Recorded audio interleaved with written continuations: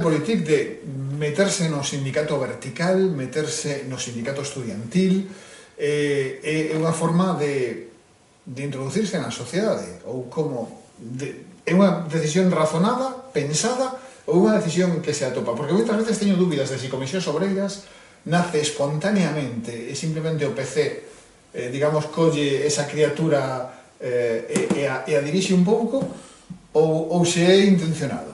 Bueno, son dous casos diferentes. Na universidade existía o seu, pero eso non servía para nada, entón en ningún momento se planteamos traballar dentro do seu, con seriedade.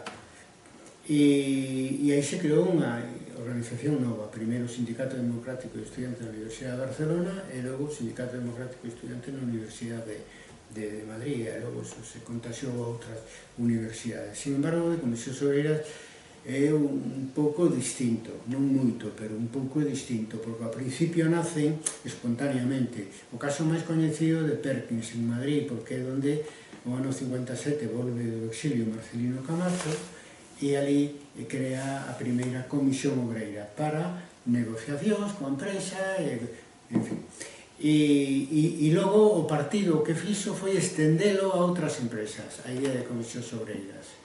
E iso, sobre todo, colleu pulo a partir das folgas do 62. As folgas do 62 xa se pode decir que son, digamos, o estreo das Comisións Obreiras, donde a maioría dos seus dirigentes, pois claro, acaban entrando no Partido Comunista, pero non é tanto porque o partido se infiltre, senón porque os dirigentes sindicais natos simplemente se afilian por pragmatismo, porque é o partido que está tratando de recompoñer ou de restaurar o que foi o movimento obreiro en España. A propia decisión de entrar no sindicato vertical pois sigue o mesmo camiño. Hai dirigentes sindicais que individualmente se poñen a traballar, como no caso de Baldina Varela en Vigo, dentro do sindicato vertical. E o partido o estende a toda España porque naquel momento, nos anos 60, ainda existía boa relación co Partido Comunista en Soviética, hai unha tradición leninista de infiltrarse nos sindicatos zaristas. Entón, na Internacional Comunista daquele momento era moi habitual eso. Co cual, pois, imagínate o que decía antes da universidade, pois, transforman zona libres as grandes empresas. Podían facer asambleas, podrían organizar folgas, que é ben certo que eran ilegais, pero a estrutura que se aproveitaba a estrutura legal para convocalas, non? Entonces, claro, eso tamén, o decía antes, da universidade ten un precio, porque o que traballar, o partido chamaba salir á superficie, traballar abertamente os dirigentes sindicais, os comunistas, pois claro, está a Brigada Político-Social actuando. E nas empresas, concretamente, tiñan unha oficina. Por lo menos en Vigo, na transición en Vigo, ten moita importancia para min como empresa hijos de J. Barreras, porque ali traballou meu pai, meus tíos. Despois da transición, nunha visita que eu fixen ali, me enseñaron o despacho da Brigada Político-Social, o cual, imagínate, o sea, era imprescindible traballar con unha cobertura legal, porque a Brigada Político-Social sabía, porque estaba na oficina de al lado, que era cada quen e tal, e a súa afiliación e a súa ideoloxía, pero traballaban legalmente, nos xurados, en fin, etc. E entonces eso nos daba certa protección e certa posibilidad de facer asambleas, de mobilizarse, etc. Xurados eran os traballadores, digamos, que facían de representantes sindicales. Sí, digo porque... É o término daquela época, para o sindicato vertical. Non simplemente falábamos de dirigentes sindicales.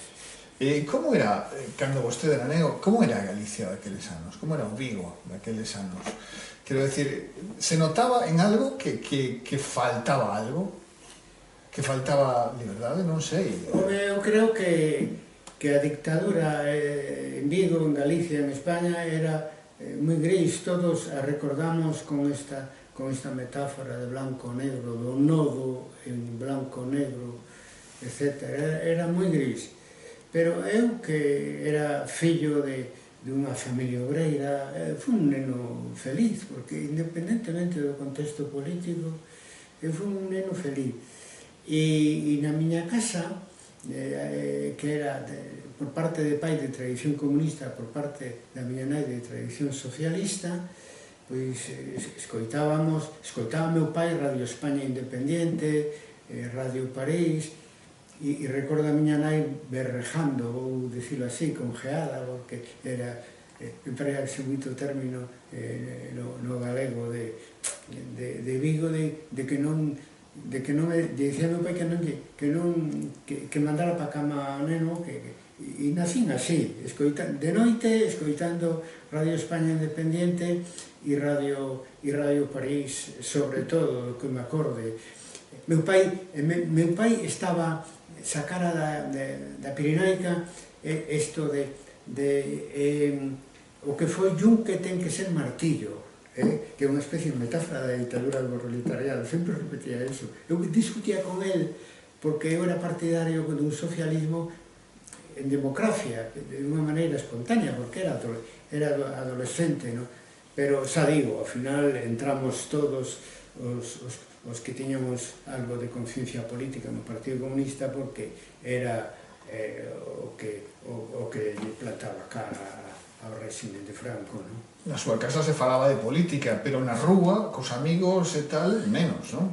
Pois, vamos a ver, na rúa, fora da casa eu me acordo do instituto de Santa Irene de Vigo, que tiñamos un profesor, Rufo Pérez, que falaba da Unión Soviética, falaba dos tanques, e vamos a casa comentábamos, era todo moi así, non? O profesor dixo eso, tal. Leíamos logo o Faro de Vigo e entre liñas, non? Pero claro, a prensa, por moi franquista que fora, tiña que falar de noticias do momento. Eu recordo que me impresionou moito, eso foi no ano 61, tiña eu 15 anos, como asasinou a Patricio Lumumba, primeiro ministro do Congo, non? Me parece unha cousa terrible. O Estado comunista era un nacionalista anticolonialista, non? Do Congo, logo, en fin, rehabilitado, e todo eso, así vivíamos. Cos rapaces, cos amigos, etc., non recordo que faláramos moito de política. Na escola de peritos de Vigo, no tempo que estuve eu, en algún destornillo, nos vestimos de obreiro, fixemos unha carroza sobre o tema da migración, pero todo moi así, non? Realmente eu non entrei en contacto coa realidade antifranquista e, por lo tanto, co Partido Comunista, que era hexemónico nese momento antifranquista, hasta chegar á Universidade de Madrid, en parte para desgusto tamén dos meus pais, porque da miña nai, seguro, e do meu pai tamén, porque ele, inda que eran esas as súas ideas, pois claro, tiña medo, non? Porque o que poidera pasar comigo, non tanto o que me poidera aceitar aos estudios, que ao final acetoume, claro, sino o que podía significar para a miña propia integridade, ter un compromiso político. E así, que había certa diferencia en definitiva entre Madrid, Barcelona e o resto das provincias. Ao final o movimento foise democrático a través das universidades, das empresas, foise estendendo, pero ao principio estuvo sempre un pouco concentrado en Madrid e Barcelona. Típico. E o PSOE onde estaba? Porque, sí, a súa nai era o PSOE, pero o PSOE existía. Hasta que chego a Madrid e vexo, pois claro, o Partido Comunista, o movimento, digamos, de resistencia, como quería chamar, que era o Partido Comunista. Onde estaba o PSOE? Existía naqueles anos? Mira, eu recordo que no ano 79 xa estábamos en democracia, o PSOE sacou fixe unha campaña con un carteliño coa foto de Felipe González e dicía, no ano 79, 100 años de honradez e firmeza. E se decía, e decíase, non só nós, decíase, sí, 30 anos de vacacións. Eu creo que o PSOE estaba moi desaparecido, houve algún elemento que participou en algúns lugares, na Universidade de Madrid, algo en País Vasco, pero moi pouco, non?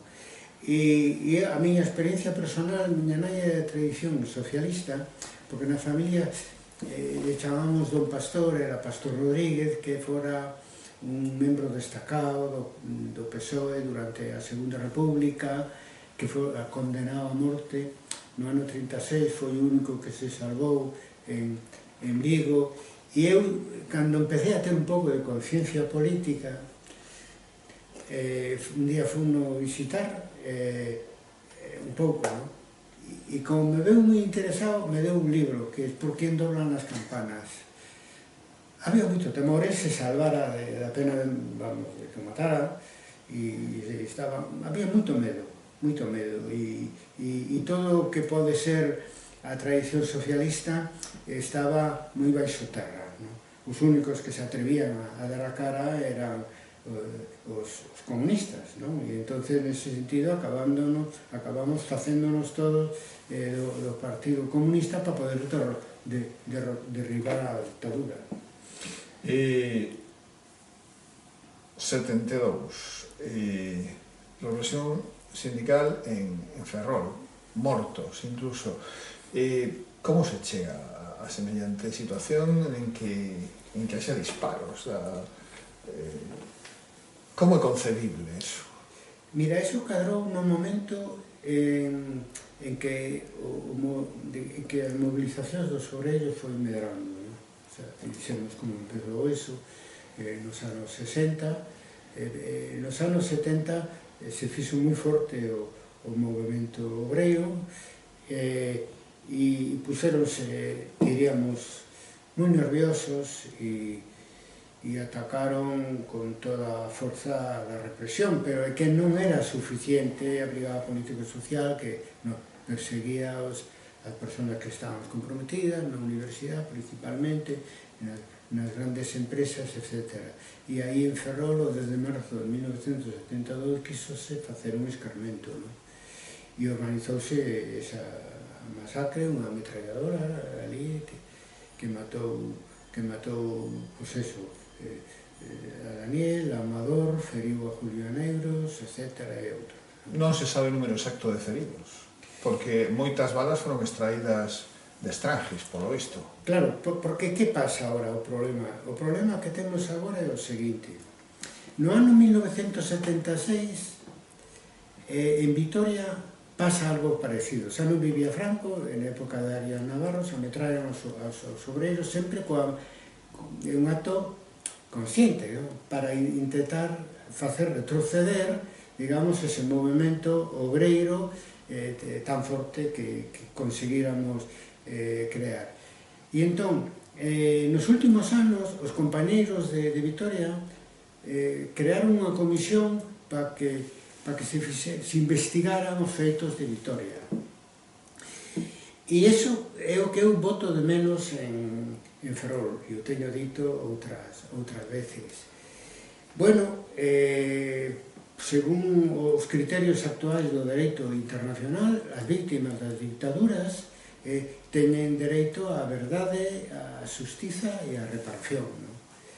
De Ferrol non sabemos nin quen disparou, quen ordenou disparar, nin, como tú decías, o número de feridos que houve, etc. E penso que a lei de memoria democrática que vende a aprobarse é unha oportunidade de ouro para non solamente en Ferrol, sino en toda Galicia, para exixir que se saiba a verdade sobre a masacre de Ferrol e se faga xustiza cos seus executores directos e os autores intelectuais. O caso de Vitoria chegou a xustiza argentina, non?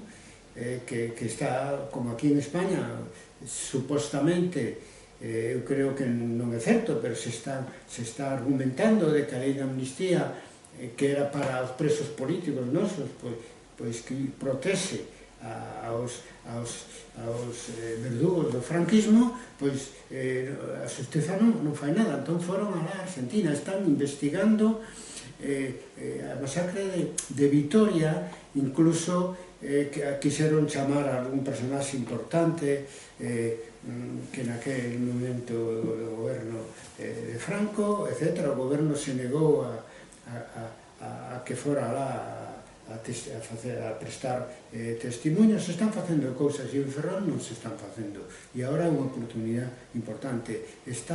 Non sabemos nin quen apretou o gatillo, nin quen foi o autor intelectual. É moi importante que se saiba, porque esos son delitos hoxendía de lesa humanidade, que non prescriben nunca, nin non hai amnistía de ningún tipo que poida, que lle quite esa legitimidade a reivindicación de que se saiba a verdade e de que se xuzgue aos que cometeron ese asesinato colectivo.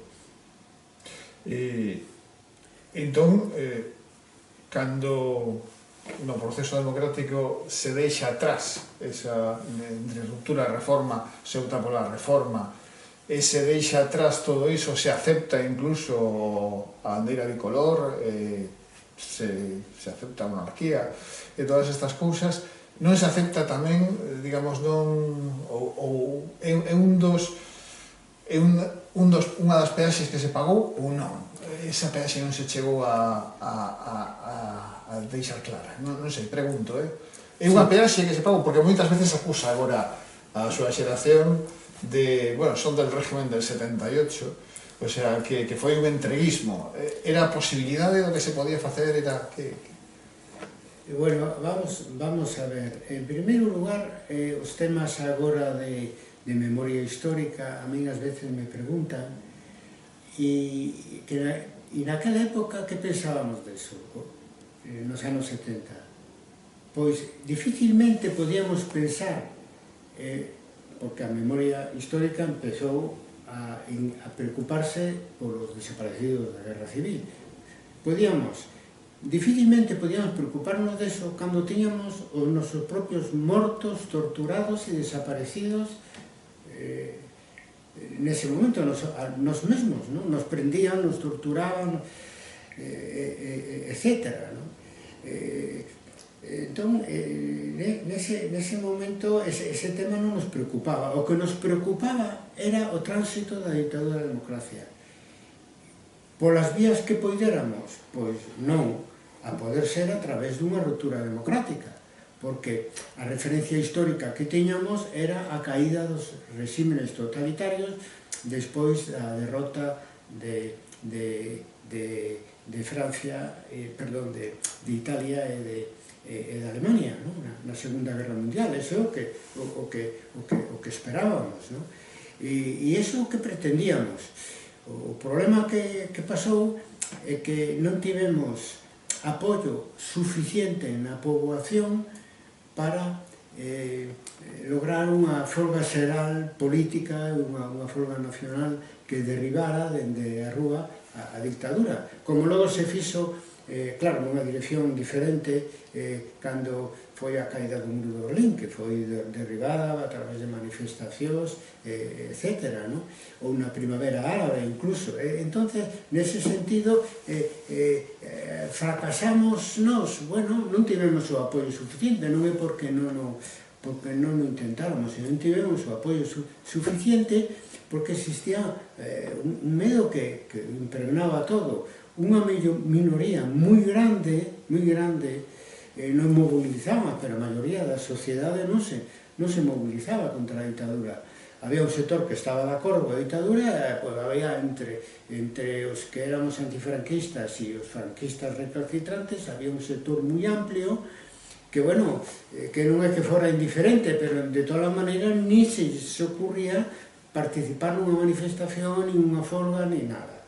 É dicir, nese sentido, non tivemos o apoio suficiente para provocar unha ruptura democrática.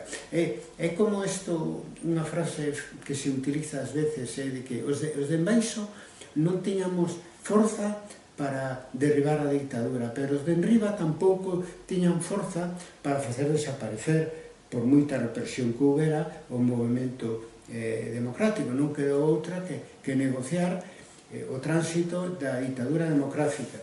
E para ese tránsito, os temas que nos importaban máis é aquilo porque nos que lutábamos, que decíamos liberdade, amnistía, estatuto de autonomía, e os demais nos parecían temas secundarios, incluído da bandeira, incluído da monarquía. O da bandeira porque é unha cuestión simbólica e ademais, bueno, fracasada desde o punto de vista digamos, do réximen e os seus descendentes, porque a bandeira solamente está nos actos oficiais e no fútbol, porque unha parte moi importante dos españoles non te identificas, igual que pasa co himno, non sale a letra do himno franquista que nos ensinaban, etc. Por tanto, unha cuestión puramente simbólica.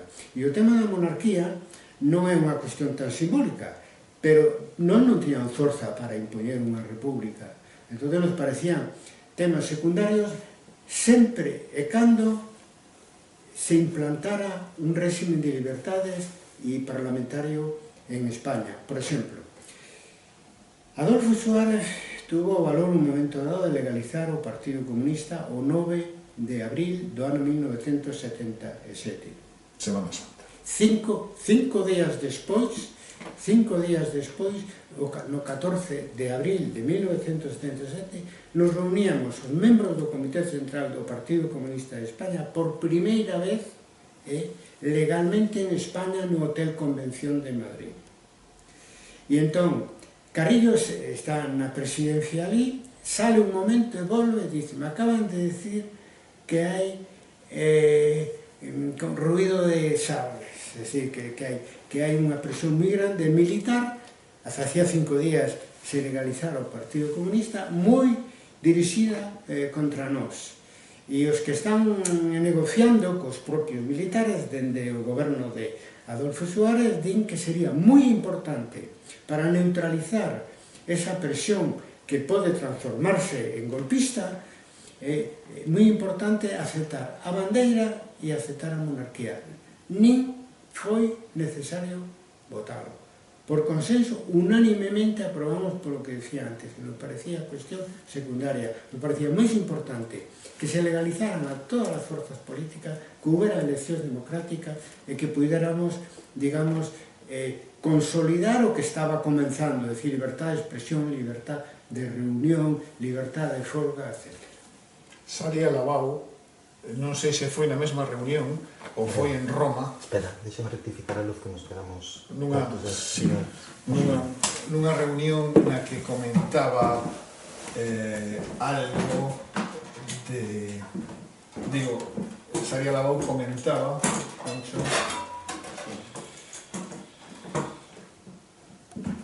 Decía que era unha reunión, non sei se en Roma, non me quedo agora mesmo, teño transcribir, pero non lembro. Sei que estaba Dolores Ibarruri presente e decía que se votou pero que se aceptou con vaguas nos ollos algúns. Bueno, é un pouco confuso porque Dolores estivo en Roma. Estaba en Roma, si foi en Roma. Roma foi a primeira reunión do Comité Central que fixemos ensinando as caras públicamente, ¿no? Pero a primeira, pero sin embargo os feitos esos foron no Hotel Convención de Madrid un tempo despois, etc. E con mágoas, eu pola miña parte ninguna, é dicir, racionalmente o fundamental para nós non era nin o xefe de Estado que non decide, senón que xoga un papel máis ou menos simbólico, e menos a bandeira.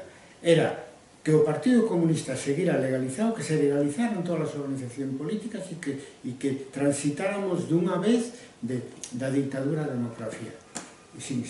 Por a miña parte, sin mágoa ninguna, porque o tema é que a esencia da nosa loita era conquistar a democracia, non? O demais son símbolos que se poden sustituir por outros. Evidentemente, como consecuencia desa imposición, gran parte dos españoles, sobre todo de esquerdas, seguimos nos produce máis frío que calor pois o himno e a bandeira. E ás veces o propio xefe do Estado tamén. Pensemos no emérito, que xogou un papel moi positivo no golpe de Estado do ano 80-81, moi positivo, son dos que creo neso, pero que logo se comportou como un verdadeiro maleante pois coa corrupción que practicou durante moitos anos. Por lo tanto, eso queda atrás.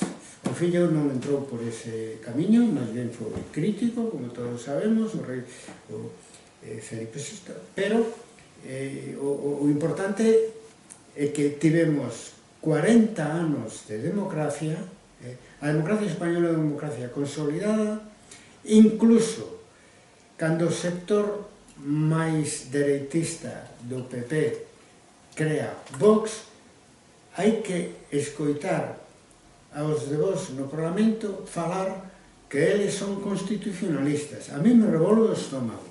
E entón me pregunto, vamos a ver, cando din eso, o din por convicción democrática ou o din porque lle gustaría que o réxime de un político en España fora outro, pero que non poden os impoñerlo.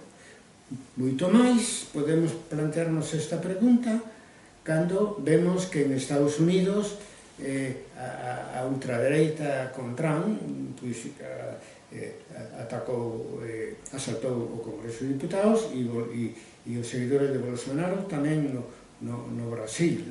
E, sin embargo, en España eu imagino que eles les gustaría facelo aos da ultradereita, aos de Vox, pero saben que non poden. O sea, temos unha democracia que realmente que conseguiu primeiro integrar dunha maneira espléndida a sucesores políticos do movimento dos indignados do 15M.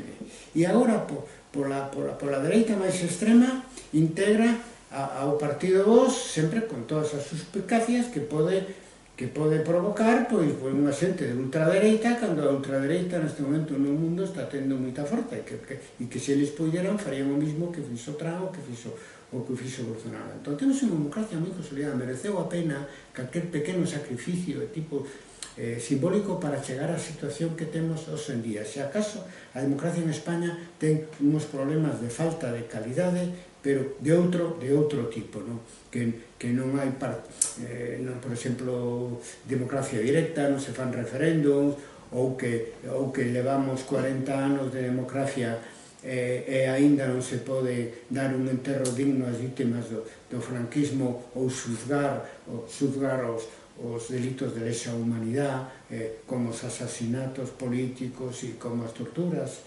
etc. Esos son os problemas que ten a democracia. Por lo demais, é unha democracia consolidada. Había unha situación bipartidista e costou bastante e hubo moita movilización, sobre todo no momento dos indignados, que foi o que supuso un antes e un despois, e agora xa non estamos nunha situación bipartidista, estamos nunha situación máis pluralista, e, por lo tanto, volvendo os ollos para atrás, quedan moi pouco o que tuvimos que ceder nese aspecto, digamos, de tipo simbólico.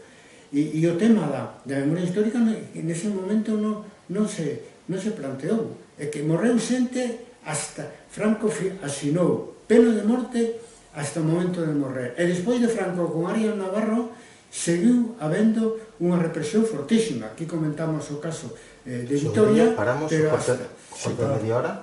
Sí. Hora. De medo, de crispación, de... Que é o franquismo? Que era? O franquismo era, ante todo, unha dictadura. Eso é, digamos, a cuestión principal que debemos ter clara, nunha época en que estaba de moda ser fascista, por lo menos, nunha parte da sociedade. En toda Europa estaba o partido nazi en Alemania, o partido fascista en Italia, e en España un pouco un grupo de xente foi nese camiño. Por lo tanto, o que era o franquismo tiña dúas dimensións. Unha, no sentido fascista, a falange española e de las Fons, e por outro lado, un componente característico español, que é o nacionalismo católico conservador, ultraconservador, diría eu, que ao principio estaba representado polos carlistas e logo os anos 60 polo Opus Dei, claro, aí había familias, había corrientes, había liortas entre eles, pero Franco era un dictador hacia fora e era tamén hacia dentro do seu movimento político, se chamou ao principio o movimento, pois, entón, nese sentido, impoñía orden. A nós nos interesou moito seguir as diferentes corrientes do franquismo, porque co paso dos anos daí surdiu un movimento, unha corriente aperturista que xogou un papel moi importante na transición, como interlocutor do antifranquismo. Dúas preguntas tontas. Unha, Franco realmente tiña unha ideoloxía detrás? Porque lembro unha frase del, ahora como yo non se meta en política, que non sei moi ben a que se refería, era simplemente unha demostración de poder de certos sectores que cústame definir. Quero dicir, o nazismo entendo o que é. O fascismo italiano, de certa maneira, tamén. O franquismo é como un monstro, sí, pero non sei exactamente que personalidade tiña ese monstro. A parte da represión ou era unha colección simplemente de familias que buscaban o poder, de familias políticas que buscaban o poder? Había algo máis? Había un sustrato de alguma maneira? Home, eu creo que Franco e os militares que deron o golpe do 36 eran, ante todo, militares católicos, apostólicos e romanos, é dicir, que reaccionaban a todo o que significou a República, é dicir, el foi, digamos, o último que deu o paso, pero outros o deron antes, e foi o paso definitivo o que deu Franco. Por lo tanto, o que era Franco? Pois un militar e un católico ultraconservador e autoritario. Autoritario pola parte, digamos, de militar, que se dedica logo a gobernar un país, e logo tamén pola parte desa ideoloxía que, aínda que non fora a súa inicialmente, el, digamos, que fagocita, que é a falange e os diferentes grupos fascistas que se unificaron e non lle quedou máis remedio, aínda que houve disidencia na propia falange, de aceptar, digamos, o protagonismo de Franco, Entón, Franco acabou sendo, digamos, o líder, digamos, desde o momento que gana a Guerra Civil, obviamente, un líder opresivo, pero un líder inevitable de toda esa dereita nos seus diferentes componentes. Aí entra CEDA, entra hasta a falange, diríamos que todo o que podemos considerar hoxe centro-dereita, unidos polo seu antirepublicanismo, que tampouco era monárquico, ainda que grupos monárquicos en general apoyaron a Franco. Quero dicir, Franco era franquista, é o único que se me ocurre como reflexo ideolóxico real, como pouso ideolóxico. O nacionalcatolicismo é unha etapa, pero non sei hasta que punto era nacionalcatólico o país España en 1972, 73, o sea, contame, non? É que o franquismo tivo diversas etapas. Vale, sí, pero hasta o último día estivo matando xente. Non, así é, así é, así. Foi unha dictadura ata o final, por eso cando me facía esa pregunta, eu dicía, ante todo, o franquismo é unha dictadura. Ahora, eso sí, é unha dictadura española, que se sentía cómoda coa súa irmandad, cos fascistas italianos, cos fascistas alemanes, pero sempre, incluso nese caso, buscando ese carácter español, reaccionario, que bebe, pois, bueno, do século XIX, dos sectores máis conservadores da tradición política española, non? Pero ainda así consiguen, curioso para un neno que debeu ver no porto de Ferrol como chegaban os derrotados de Cuba, digamos que abre España, entre comillas, aos americanos, que lles concede, ademais, bases en territorio español con soberanía americana, o sea, algo que nunca entendí, porque era contradictorio coa propia lógica dun réxime que debía ser contrario a todo eso.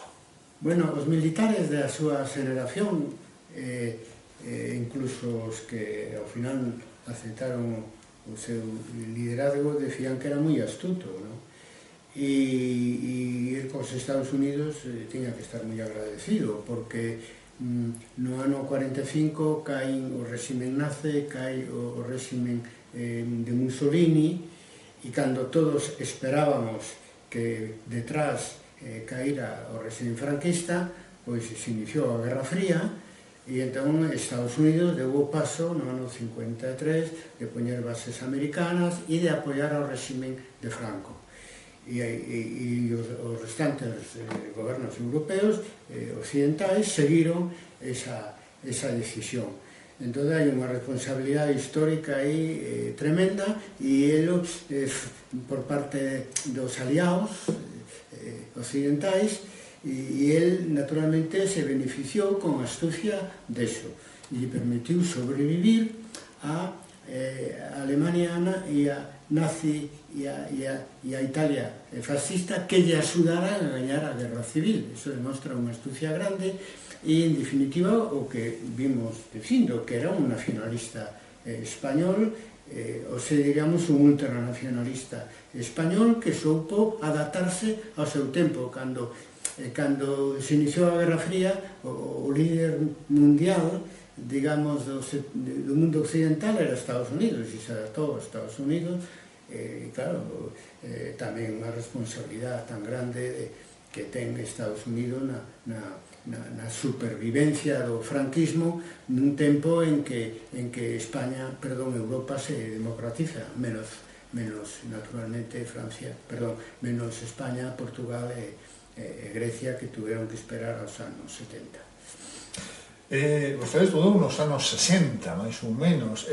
Como era estudar na universidade naqueles anos? Bueno, eu fixera peritos en Vigo, e logo fora a Madrid a facer inxeniería superior, non?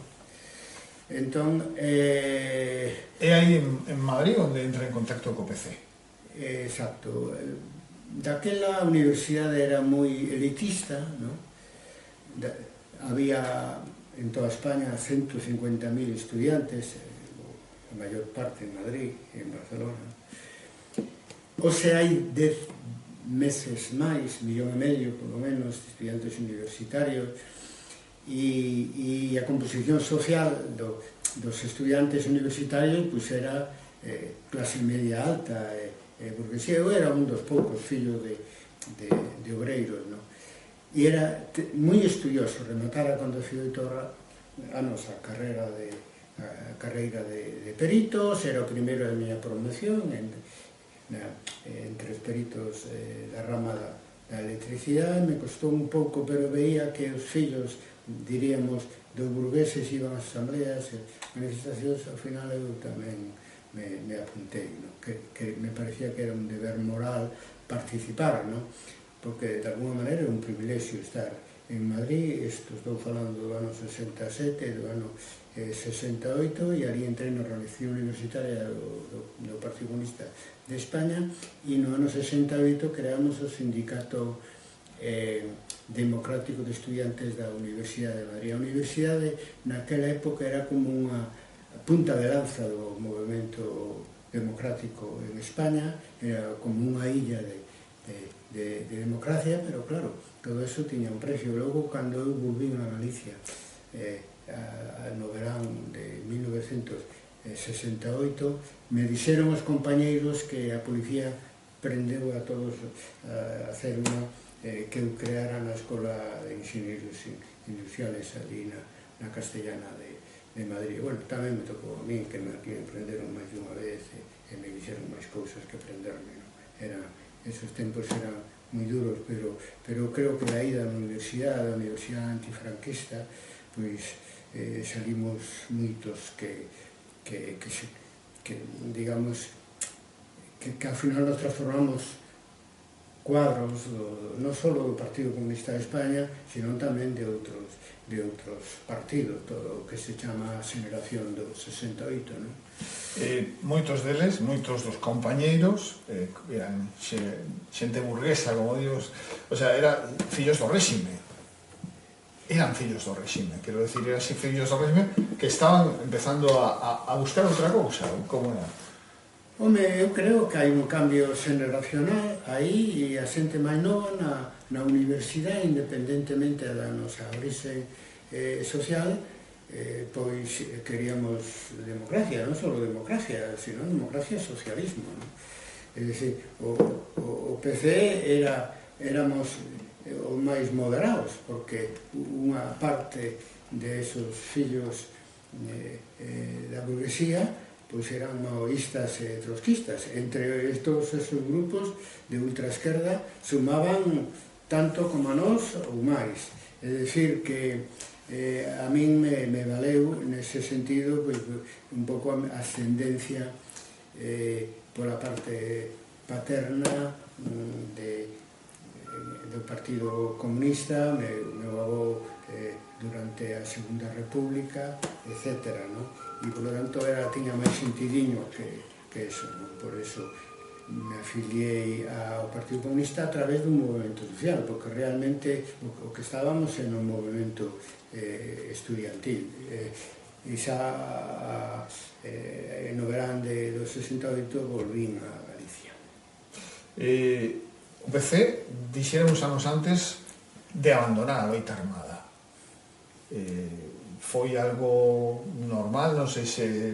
O sea, quero dicir, era normal, non levaba a ningún lado xa a loita armada. Así é, mira, eu creo que a resistencia en Francia e en Italia, sobre todo, pero en general en toda Europa, xogou un papel moi importante na derrota da Alemania nazi e da Italia fascista. Entón, aquí en España, o que pasou é que, fracasado o Hitler e Mussolini, se activou a guerrilla, non? Sempre hubo, porque había escapados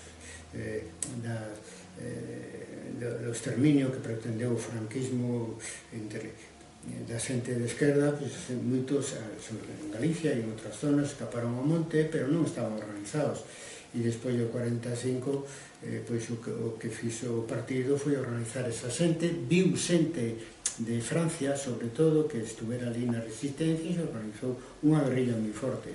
Pero eso no ano 45, aí foi cando meu pai, que era un traballador de Barrera, entrou en contacto co partido. O sea, hubo unha gran esperanza que unha vez que derrotada a Alemania nazi e a Italia fascista, de que España lle chegara a hora de volver a un régimen democrático, a un régimen republicano. Pero moi rapidamente quedou claro de que os aliados occidentais, os comentamos antes, pois iban a apoiar a Franco. Entramos moi rápido na Guerra Fría e onde o enemigo principal era a Unión Soviética, o comunismo, e etc.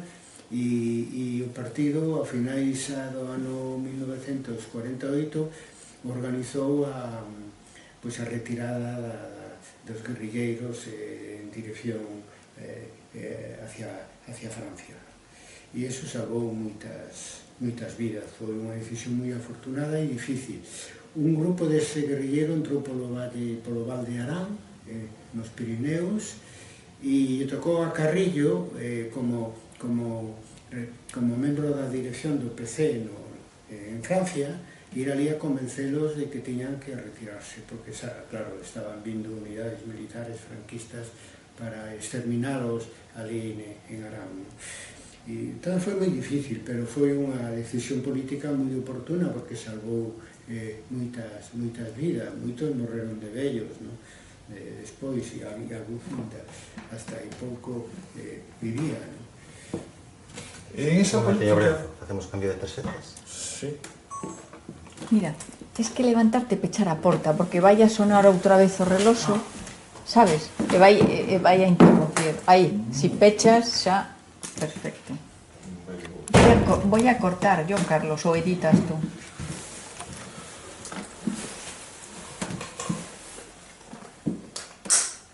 Digo ahora en este tiempo de corte. Que pasa?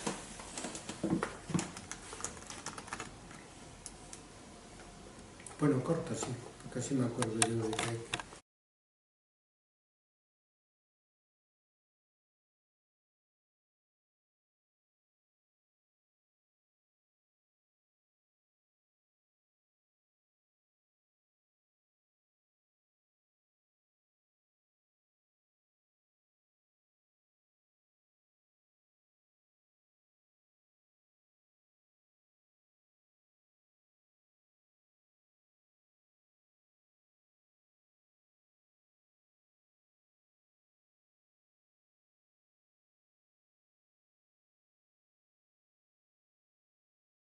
É o mesmo ano que o de Ferrol, pero en Vigo, Vigo primeiro é a cidade máis importante de Galicia, con perdón, ainda que me costa decirlo, son da Coruña, pero me jode decirlo, pero é así.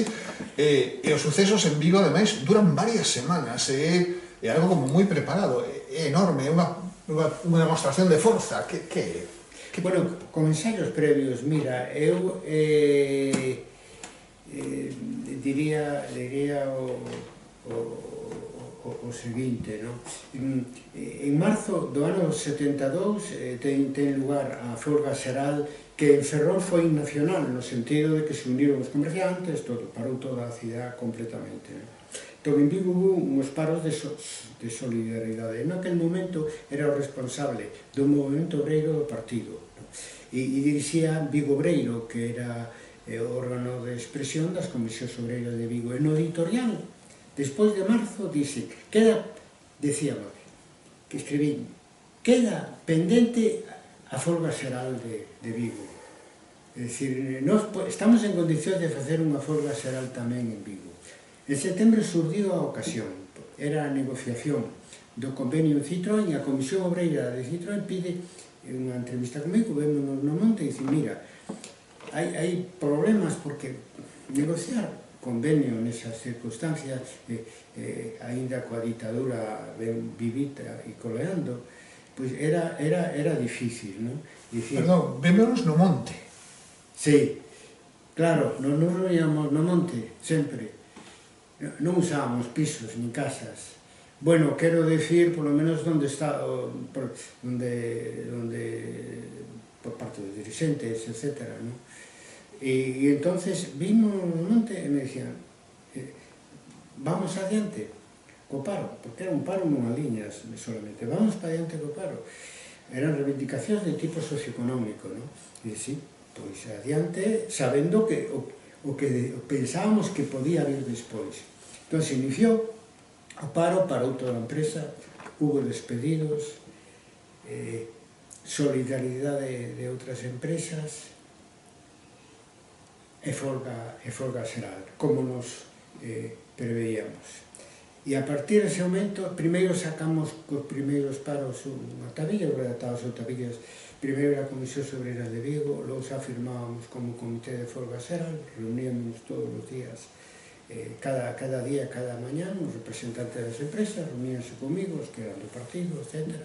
Pero ao mesmo tempo eran os representantes de comisións obreiras en cada unha das empresas importantes, e empezamos a lanzar unhas octavillas que durante os 15 días que foi a folga xogaron un papel de medio de comunicación alternativo moi importante, porque ali explicábamos sobre todo que estábamos loitando en solidaridade con Citroën, pero ao mesmo tempo estábamos loitando por o dereito de folga, a libertade sindical e a libertade de expresión, a libertade de manifestación.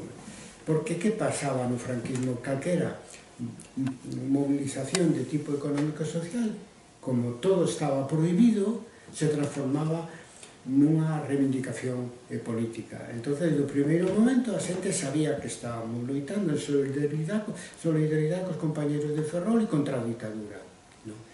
Si, iso é algo curioso, porque eu intentaba discernir ás veces, no, isto era unha folga, pero unha folga económica, socioeconómica, pero claro, naquele contexto, calquera folga socioeconómica era política. Era política, e o que facíamos nos, e era o papel que xogaban as oitavillas do Comité de Folga Xeral, era explicar eso. No tempo había unha organización moi efectiva, chegaba ás empresas máis importantes, é dicir, que todo, a ver se me explico, todo o esforzo que supoñía e o sacrificio, pois merecía a pena, porque non solamente estamos defendendo os compañeros de Citroën, sino que estamos defendéndonos a nós mesmos, porque sabemos que en un régimen de libertades podemos defender libremente as nosas reivindicacións. De feito, unha vez que se impón a democracia, a clase social máis beneficiada é a clase obreira, porque pode defender as súas reivindicacións legalmente, porque cando non se podían defender legalmente, pois todas as bazas eran para o patrón. Claro, era moi difícil arrancar melloras salariais e de condicións de traballo nun régimen así tan favorable, digamos, aos empresarios. Bueno, sabes que a folga xeral durou 15 días e non fomos capaces de transformala en folga nacional. É dicir, digamos que a clase media de Vigo, asustada pola ocupación quasi militar da cidade, pola policía armada, os grupos de intervención da policía armada, Brigada Político-Social de outros sitios, etc., pois nos uniron aos traballadores. Tamén é certo que en Ferrol houve mortes, e aquí, afortunadamente, non houve mortes, e prenderon a moita xente, pero non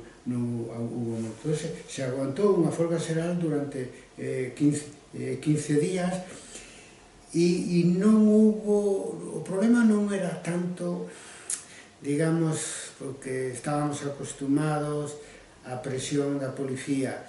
O problema era a presión da patronal. Ese é outro aspecto que pasa moi desapercibido cando se analiza a folga xeral de Vigo de setembro do ano 1972. A patronal estaba doblegada ao réxime, facía o que mandaba a Brigada Político-Social ou o goberno civil. Primeiro, dixo que despedía a 4.000 traballadores en Vigo. Logo quedaron en 400. Eso sí que foi o máis duro, e é o que fai máis heroica, digamos, a loita dos traballadores industriais de Vigo durante esos 15 días, con plena conciencia de que se estaba loitando non solamente polos seus propios intereses, ni polos propios compañeros, sino que se estaba loitando polos intereses de todo, é dicir, poder vivir nun régimen democrático. Creo que ao final fomos capaces, ademais, de saber cando acaba unha folga así e como se termina unha folga así. Eu recordo que nas discusións que tiñamos no partido había unha corriente no comité comarcal bastante forte dicindo que había que exprimir a vaca mentras dera leite, pero a opinión dos dirigentes sindicales e a miña personal e do comité de folga era que había que saber terminar as folgas. Todo dirigente sindical con un pouco de experiencia sabe que as folgas hai que saber terminarlas. E en Citroën, en Vulcano, que sempre foi un pouco con barreras as puntas de lanza do movimento obreiro en Vigo, surdiu un momento en que había algún sector que quería volver ao traballo, outro que non quería volver ao traballo porque hai despedido, non podemos deixar os compañeros fora, e unha decisión ali no momento, creo que Baldino Varela xogou un papel moi importante, entramos todos e dende dentro seguimos loitando pola readmisión dos compañeiros. No comité de folga seguinte aprobamos esa medida para todo Vigo, pero se estaba moi corrida, porque se facía unha asamblea de todas as empresas diariamente e funcionaba, xa nin nos deu tempo de sacar unha tabilla, porque eso se fixo moi rapidamente e se logrou facer un repliegue ordenado, etcétera, e quedou, bueno, pois eso, un número importante de despedidos, algúns tomaron traballo nas pequenas empresas, etcétera, outros foron a migración, sufriron moito as familias, porque non se resolveu o problema dos despedidos da folga do 72 hasta a amnistía do ano 1977. É dicir, durante 5 anos as familias dos despedidos pasaron realmente mal, non? Porque, claro, tiña unha situación estable, daquela non había o desemprego, o paro que conocemos hoxe en día, e de pronto están pois eso, marcados, ademais, porque non podías entrar en ninguna outra empresa, etc. E ese é o precio principal que tuveron que pagar os traballadores por facer a folga en beneficio de todos, porque é o que falta en Vigo e o que falta en España, de que se reconozca que aquí temos unha democracia gracias, sobre todo, ao movimento obrero. Tamén ao movimento estudiantil, pero sobre todo ao movimento obrero, porque os estudiantes nos xogábamos menos, que pasaban na universidade. Eu marchei á Universidade de Madrid e volví a Galicia antes de que o fixeran, pero estaban a punto de expulsarme, pero non é o mesmo eso que perder o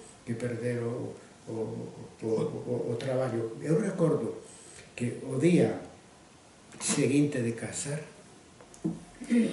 con Mariluz estábamos organizando a manifestación da amnistía en Vigo, que foi a primeira que eu negociei co gobernador civil, que era un home de Adolfo Suárez. Todo se fixo así de tapadillo, pero eles cumpriron, non apareceu a policía ali, podemos manifestarnos libremente. Hai unha fotografía desa manifestación ao redor da estatua que había naquele momento na esplanada frente ao Club Náutico de Vigo, e todos eran puños levantados. E aí se ven as pancartas e todos pedían amnistía sindical. O sea, a amnistía era para presos políticos, pero en Vigo se pedía amnistía sindical, comprendes? Porque eso foi o precio que hubo que pagar como clase social, que caeu nos compañeiros que non foron capaces porque a ditadura neso era moi dura, é dicir que non é só que te prendían, te maltrataban, te podían chegar a torturar, etc. E que ademais, por exemplo, impedía que tuveras un traballo, si eras unha persona que estabas fichada, nin se te ocurre pensar que podías ter un traballo. Eso é o que en Vigo non se recoñece. Incluso agora con un alcalde socialista, e no fondo é un reflexo do pouco recoñecemento que existe en España polos que en favor dos que loitamos pola democracia. É certo que tampouco pasa nada, porque ninguén o facía por recibir ningún tipo de reconocimiento, facíase simplemente porque era correcto, moralmente falando, e en todo caso era imprescindible para defender os teus intereses socioeconómicos, etc. Eso sobre todo no caso do movimento obreiro. E os que tiñamos unha situación de máis privilexio, porque tiñamos xa unha titulación universitaria e todo eso, e polo tanto, digamos, podíamos conseguir un bons empleos, un bo estatus socioeconómico, porque escollimos esa vía, porque éramos eso, a generación do 68, que queríamos cambiar o mundo. E despois de tanto sacrificio, de tanta presencia do Partido Comunista nas movilizacións, era o que movía, era o motor que realmente chegan as eleccións e non se reflexa no electorado. Que pasa? Mira, eso ten certa explicación racional. Bueno, evidentemente, é unha injusticia histórica, non? Ese é obvio, pero ten a súa explicación racional. Nas eleccións vota toda a sociedade, e a maioría desa sociedade non se mobilizara contra a dictadura, entón non se sinten representados por Partido Comunista. Por exemplo, se é xente progresista, se sentían máis representados co PSOE, porque non lle importaba nada de que o PSOE participara moi escasamente na oposición ao franquismo, na rúa, simplemente porque eles tampouco fixeron. Entón, esa minoría que se mobilizara contra a dictadura, creo que en boa medida votou ao Partido Comunista, pero claro, eran moitos máis os que non se movilizaron contra a dictadura e votaron ao PSOE. Vamos, estou falando da esquerda en este momento. Por lo tanto, eso ten, digamos, a súa propia lógica e hai que entendelo, non? Hai que entendelo, pero debe costar. Sí, un golpe de punto de vista personal do que te recuperas dificilmente, é dicir, logo algún mellor resultado nas municipais, nos 79, te recuperas porque realmente puido máis, digamos, os anos de propaganda anticomunista, etcétera, que o noso esforzo incluso de reciclamento ideolóxico, porque o Partido Comunista de España naquel momento formaba parte dos partidos eurocomunistas, co italiano, incluso nese momento tamén co francés. Concibíamos o socialismo como un socialismo en libertad, pero puido moito máis, digamos, tantos anos de propaganda anticomunista por parte do réximen. Nese sentido, eso foi o que facilitou, en fin, que o PSOE medrara dun xeito tan rápido. Hai outros intereses tamén, porque a socialdemocracia europea, Willy Brandt e outros factores, pero o fundamental é que o feito de que non houbera ruptura, se houbera ruptura, seguramente ese temor que tiñan de que o Partido Comunista se transformara nun partido con tanta forza como o Partido Comunista italiano ou francés, que tiñan as dereitas, pois se cumpliría. Pero non haber ruptura, pois eso favorece, claro, aos partidos, neste caso, na esquerda, máis moderados, e neste caso, o PSOE. Falaba do Partido Comunista Italiano, que xa iniciaba un camiño de eurocomunismo daquela. Estamos moi no límite de Lucebre. Sí, a política de reconciliación do PC viuse influída polo Partido Comunista Italiano, por Berlusconi, por Berlinguer, non me acordo. Berlinguer. Sí, non me acordo que era Berlinguer, non? Por esta política, digamos, eurocomunismo, esta liña italiana, se ve influído ou non? Eu creo que a política de reconciliación nacional do Partido Comunista de España é moi anterior. Eu penso que hai que situalo nos anos 50, despois de poñer fin ás guerrillas. Había que buscar unha liña alternativa para derrocar a dictadura. E a dirección do PC, que estaba o núcleo de dirección, que alrededor de Santiago Carrillo, que estaba en París, que estaba en Francia, en París, etc., de prestar moita atención ao que pasaba na universidade, a isto que comentamos antes, de decir que os fillos, digamos, dos gañadores da Guerra Civil, se tiñan outras ideas, se acercaban ao Partido Comunista, e entonces se lle ocurriu que podía haber, co cambio de xeración que estaba cocéndose nese momento, podía haber a posibilidad de que os fillos dos dous bandos da Guerra Civil se puseran de acordo para restablecer a democracia en España, porque no fondo a política de reconciliación nacional o que ven decir é algo que tan básico como é o concepto de democracia. Que significa a democracia aplicado á política dun país? Pois que hai que dirimir as diferencias en base ao voto, non en base á violencia, non?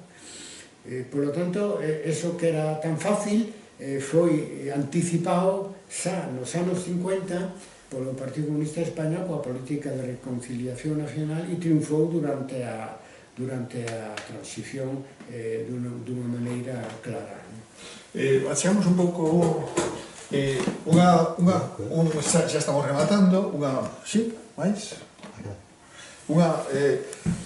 os sucesos de Vigo tamén falaba de que había xente que quería continuar, que quería tal, que quería... Eso provocou, se cadra, unha radicalización de algún sector que constituiu, pois, o PC reconstituído, os Grapo, non sei, tivo algo que ver isto de decir, bueno, vamos a ser realistas, vamos a parar, e outros, en cambio, querían seguir, tivo algo que ver con que houvese un movimento incluso armado ou intentos de movimento armado de extremismo por parte de xente, sobre todo de Vigo. Lembro que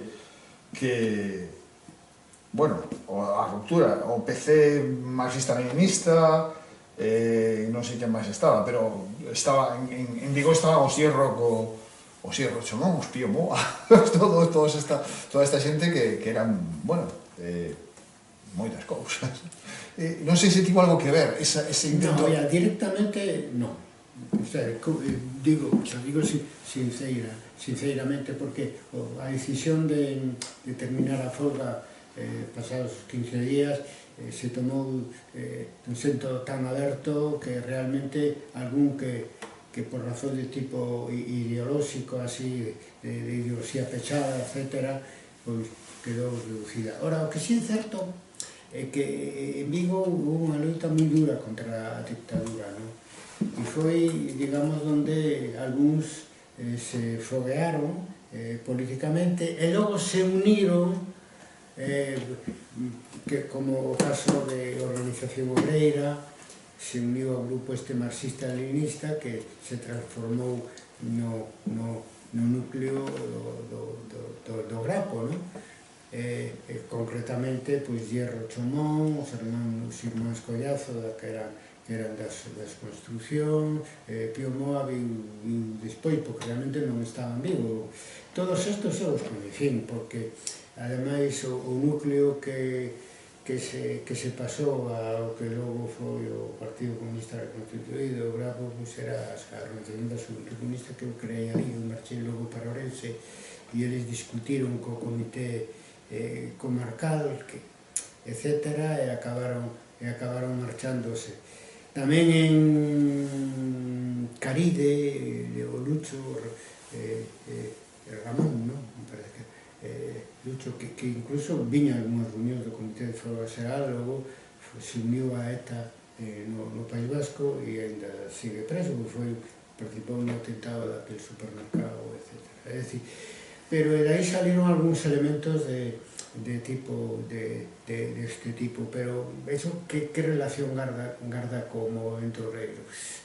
Pois que cada un se radicaliza e logo entra en contacto no País Vasco, entra en contacto con Madrid, con organizacións que se plantean a loita armada que acaba en terrorismo.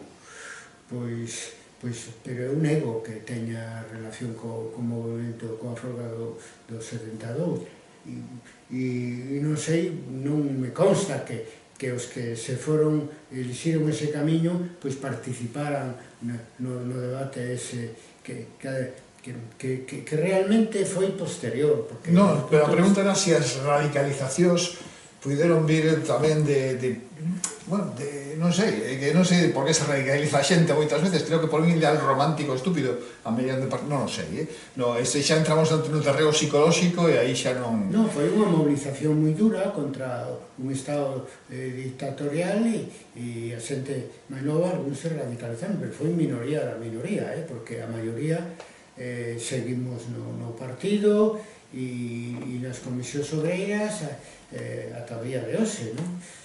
Non, digo por eso, ese sentimento de frustración pode ocasionar moitas cousas. O Estatuto de Autonomía. Eu non sei por que teño que preguntarle a vostede sobre o Estatuto de Autonomía. Bueno, cal é a postura do PC? Porque aínda así estivo no Estatuto dos 16, creo recordar. O PC representado. Pois nada, autonomía, para ese é un punto distintivo que tiñamos respecto do nacionalismo, polo menos do nacionalismo de esquerdas que logo constituiu o BNG, que para a nosa autonomía era unha reivindicación que estaba a primeiro plano. Logo no noso programa tamén falábamos del federalismo, da autodeterminación, pero nos parecía que, igual que no caso, digamos, en general, no caso de democracia e socialismo, nos parecía que había que dar prioridade á democracia e logo tratar de ir hacia un régimen máis social. No caso do que se chamaba daquela cuestión nacional, había que chegar primeiro a un sistema de autogoberno, de autonomía, e logo plantearse si se presta a ocasión, que nunca chegou a prestarse, ir máis alá.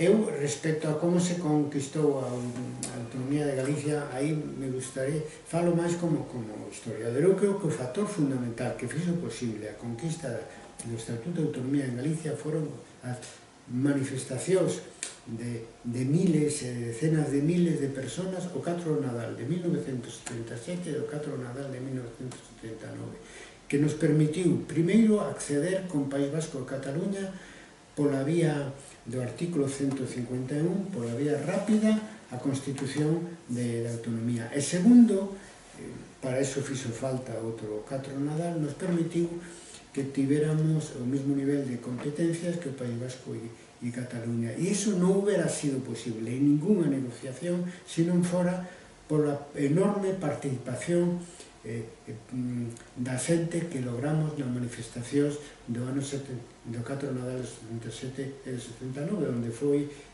un factor principal o Partido Comunista. Eu estuve organizando o 4 de Nadal en Vigo e me preguntaba Soto despois da manifestación ali no Hotel Bahía, e dice, canto decimos? Porque aquí está toda a cidade e os arredores. E cantos habitantes ten Vigo? Entón dixemos 300.000 en total. Bueno, pois eso, máis ou menos. En fin, se cadra mellor había solamente 100.000, pero como todos sabemos foi unha manifestación histórica que non volveu a repetirse e que ensinou ao povo de Vigo a facer manifestación, porque agora cando se convocan incluso hasta hai pouco, as cidades máis grandes sempre son en Vigo. Vigo ten unha gran experiencia de grandes manifestacións a partir do 4 de Nadal. Entón aí está a clave da conquista da autonomía. Todavía hai xente, incluso na esquerda, que pensa que caeu do ceo a democracia e a autonomía. E hubo que conquistalas. E no caso da autonomía é o máis gráfico de todos, porque nos estaríamos, en fin, con un estatus regional, non se houbera reconocido o carácter de nacionalidade, como se recoñece no artículo da Constitución, onde se fala da unidade española, pero tamén se fala das 3 nacionalidades históricas, se non houbera sido capaces de organizar unha manifestación e non houbéramos tido o eco que tivemos. Claro, en democracia é a primeira vez que eu vin a clase media, incluso burguesa en Vigo, participar. Digo burguesa porque estaban comigo na primeira fila, ali representantes, estaba Picher, que era o alcalde aínda do réxime naquele momento, estaba don Valentín Paz Andrade, estaba don Víctor Moro, etc., que eu metera na Xunta Democrática de Vigo, e, bueno, Paz Andrade foi o presidente da Xunta Democrática de Galicia e participou por Galicia nas negociacións en Madrid para a transición. Se non houbera sido por esa movilización, non o houbéramos conseguido unha autonomía ao mesmo nivel que País Vasco e Cataluña. E iso hai que reconocelo, porque a xente nos apoiou porque cando falábamos do PSOE tamén, eu o PSOE de Vigo cheguei a coñecer preparando o 4 de Nadal de 1977, que apareceu Tizón, Indalecio Tizón, Manolo Soto, etc. Xa se constituiu prácticamente en democracia, prácticamente, un pouquiño antes da democracia, pero prácticamente en democracia. Entonces, claro, nos, e digo por a miña experiencia personal, organizaban manifestacións desde a clandestinidade. A amnistía a fixen negociando co gobernador civil, pero ainda xe había medo, xa dixen antes, só había obreiros na manifestación. E logo, despois das primeiras eleccións, hai que organizar unha manifestación pola autonomía. Aquilo foi unha maravilla. Tiñamos a radio, a prensa detrás nosa, o Concello, a colaboración total do que era a Policía Municipal, digamos, a inhibición total do que aínda era, estaba ali, a Brigada Político-Social e o demais, e eso. E todo subindo ata onde está ahora a Vialia, ali esta estación de ferrocarriles, baixando por aí, por Zaiz, hasta a esplanada do Club Náutico, que era onde solíamos. Me pareceu unha maravilla, e a xente, en ese contexto de libertad, respondeu e conquistamos a autonomía. Non foi nada regalado. A negociación foi importante, claro que foi, pero se ao final, digamos, Suárez cedeu nesa idea previa que tiña que provocou a caída de Rosón, como etcétera, de darnos un nivel inferior a Galicia respecto ao País Vasco en Cataluña, é porque polo 4 de Nadal, porque en Galicia había un movimento autonomista de masas moi forte. Senón, non houbera cedido. Perdón, temos que parar a media hora outra vez. O último cacho non entrou. Se foi así, por que despois no referéndum non votou nin Dios? Mira, primeiro que se fixe unha campaña minimalista. Eu recordo que collín a Soto, a Illacouto, fixemos ali en Castrelos co apoio do Concello, pudemos facer ali algo, acudiu unha xente, pero bueno, foi pouca cousa. Digamos que o CD se empregou un pouco a fondo, unha campaña realmente pobre. Quedaba moi lonxe a experiencia anterior, porque Galicia non chegou a disfrutar do Estatuto de Autonomía porque foi aprobado uns meses antes do golpe militar do 36. Xa no referéndum durante a República houve pouca participación. E iso ten causas históricas, é dicir, a diferencia do País Vasco e de Cataluña, en Galicia non había ninguna experiencia de autogoberno anterior. Non había ninguna experiencia. E entón, efectivamente, hubo pouca participación, incluso de enquisas que se fixeron, se comentaba que os galegos non se facían moitas ilusións sobre o que podía cambiar a autonomía de Galicia na vida dos galegos. Non houve interés por parte de alguén de que non houvese moita participación? Eu creo que é unha cousa,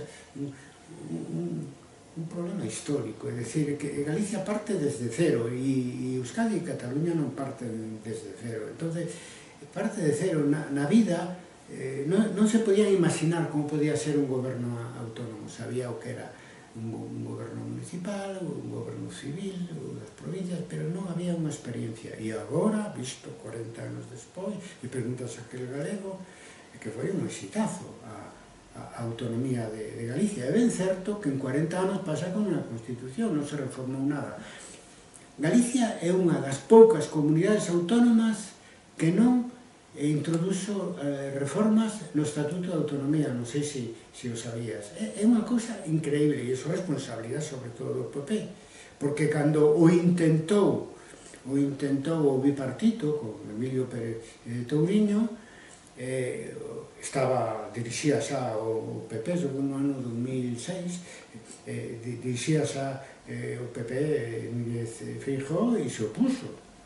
Eso que quer decir? Que o estatuto está esgotado, funciona, pero non evolucionou co tempo, ni siquiera hubo reformas simplemente técnicas, consecuencia do paso do tempo. Por lo tanto, a reforma do estatuto é unha asignatura pendiente, pero difícil de cumplir porque exixe 2/3 do Parlamento.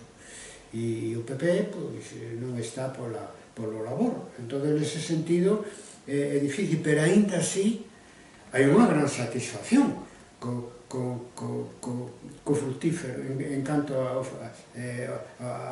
potencial que demostraron os estatutos de autonomía en general en España, no Estado autonómico. Todos esos intentos da dereita máis radical de recentralizar, digamos, o Estado en España fracasaron incluso dentro do PP. Dille tú aos baróns do PP nas diferentes comunidades autónomas que agora hai que traspasar as competencias á inversa das comunidades autónomas a Madrid. Ninguén, ni siquiera dentro do PP. Fíxate que éxito tan grande. O sea, que tiñamos razón insistindo na importancia do Estatuto do 36 na conquista da autonomía, e a xente, eu creo que xa daquela pensaba que iría, en base a súa propia experiencia, vendo que eso iba a ser bo, porque permitía achegar a xestión política aos cidadáns, aparte do recoñecemento do factor diferencial en Galicia, que era moi importante, pero, bueno, que moitos, pois sí, tiñan o sentimento, a fe Galicia, pero non tiña eso unha formulación política, e a partir da experiencia da autonomía, sí, tivo unha formulación política. Home, Manuel Fraga, etcétera, que ministro con Franco, e logo é o que crea a Alianza Popular, en fin, no momento que existía a UCD, máis a dereita, e logo aquí en Galicia se comporta de unha maneira liberal, unha maneira incluso galeguista, galego como a ti, e galeguizou o Partido Popular de Galicia. Pois iso tamén é unha conquista moi importante, consecuencia do Estatuto de Autonomía. Quedou nos corto, non está cos tempos de hoxe, e é necesario avanzar. No fondo, seguimos pensando, igual que sectores do PSOE, que España ten que ir a un Estado federal, realmente. En certa medida xa o somos, non? Pero dunha maneira máis formal, e que se axudaría, ademais, a evitar tensións como as últimas que hubo con Cataluña, non?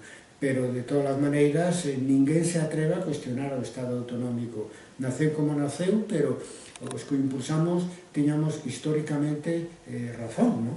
De que simplemente é unha maneira de achegar a administración, digamos, aos cidadáns, non? E aparte o recoñecemento da diversidade nacional e regional de España, que non é pouca cousa, porque iso foi un pouco o que fixo fracasar outro, pois na Primeira e na Segunda República os regímenes democráticos.